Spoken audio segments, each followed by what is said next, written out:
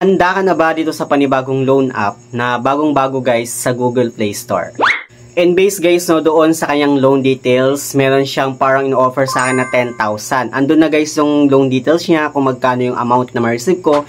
And nakita ko guys na sobrang baba ng kanyang interest, like 320 pesos lang yung kanyang interest, at yung kanyang service fee is 8 pesos lang daw. At doon naman guys no, sa kanyang maximum loan amount, hanggang 50,000 daw yung pinapautang nitong bagong loan app na to. Pero since bagong-bago nga siya guys no, sa Google Play Store, huwag nyo muna siyang balaking i-download dahil sisilipin muna natin siya at i-review dito sa ating panibagong topic ngayon. Kaya naman kung interesado ka, keep on watching.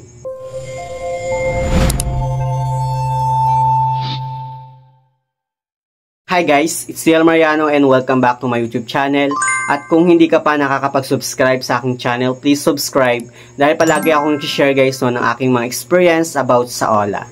So for today's video guys no, isang panibagong loan app na naman yung ating pag-uusapan. And bagong-bago lang siya guys no, sa Google Play Store. And based guys no, sa kanyang applications, hanggang 50,000 daw yung kanyang pinapautang.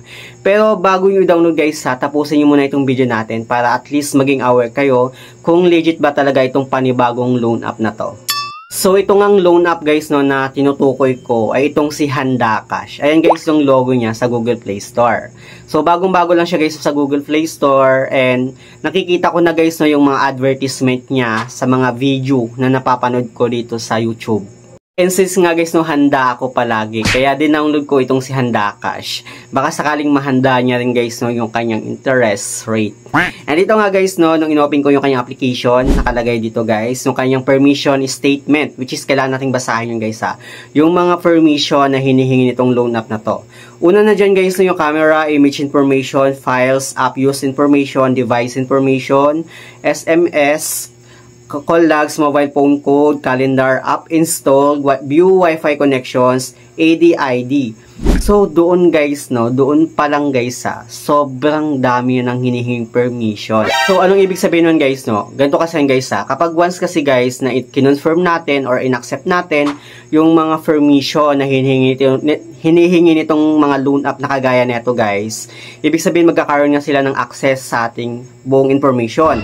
Katulad na lang guys no, ng ating contact list, ganun. Halimbawa, naglagay ka ng contact reference mo dito sa loan app na to, then hindi ka nakapagbayad or na-delay ka ng payment, bigla kang tinawagan, hindi lang ikaw guys yung tatawagan, hindi lang din guys yung contact reference mo, pati na rin guys yung mga contact list mo, since magkakaroon nga sila ng access sa ating contact information.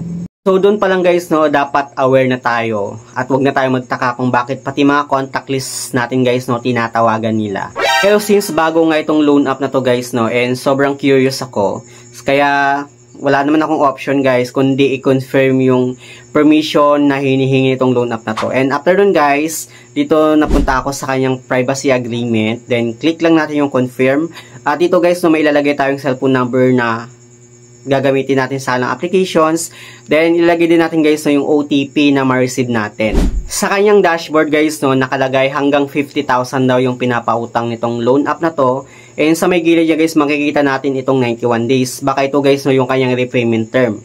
And since wala pa nga akong account sa kanya guys no, dito sa baba niya, click lang natin itong apply now.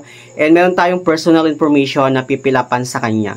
Like yung ating province of residence, city of residence, residential address, postcode, educational level, marital status, yung ating number of children, living conditions. Tapos guys no, pati yung na rin guys no, yung ating work information, profession, how long have you been working here, monthly salary of income. So yung guys no, pipirapan natin sa ating personal information, at ito guys no, sa kanyang work information.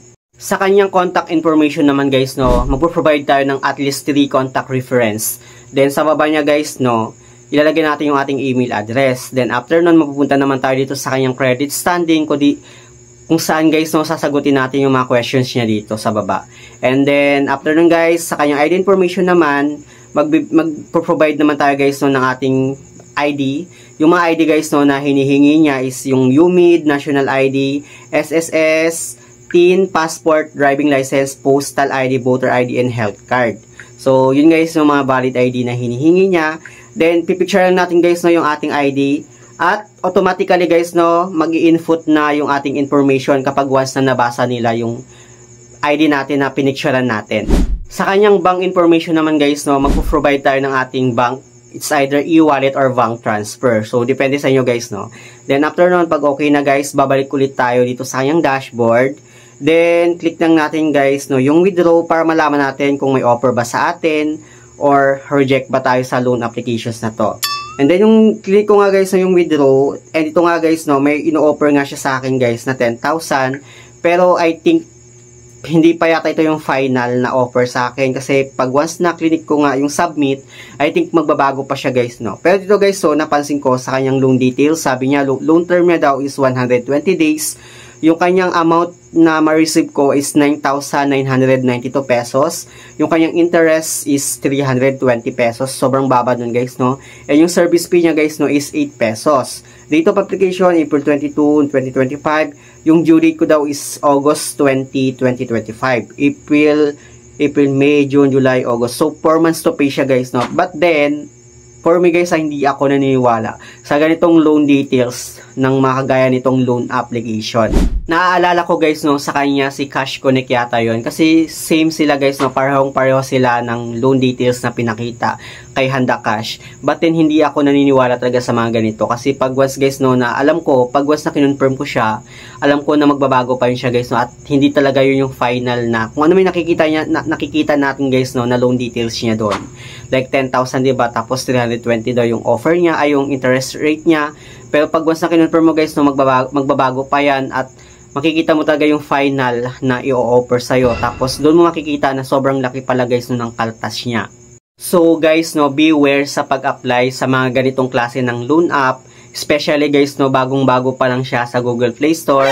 So bago kayo mag-confirm, pag-isipan nyo munang mabuti, and kailangan nyo munang maging aware, or kailangan nating manood ng mga reviews about sa mga ganitong klaseng loan app para hindi tayo nabibiktima ng kanilang mga fake na loan details. So yun lang naman guys, no, yung gusto kong i-share sa inyo. Sana nagkaroon kayo ng idea. And for me guys, hindi talaga recommended itong loan app na to na nireview natin ngayon. Kasi alam ko guys, no, yung mga modus nila. So guys, pag-isipan nyo mabuti bago kayo mag-download, bago kayo mag-apply sa mga ganitong klaseng loan app. So yun naman guys, sa mga hindi pa pala nakakapag-subscribe sa aking YouTube channel, please don't forget to like, share, and subscribe. Click the notification bell para lagi kang updated sa aking mga susunod na video. Thank you guys, thank you for watching, and see you on my next video. Bye!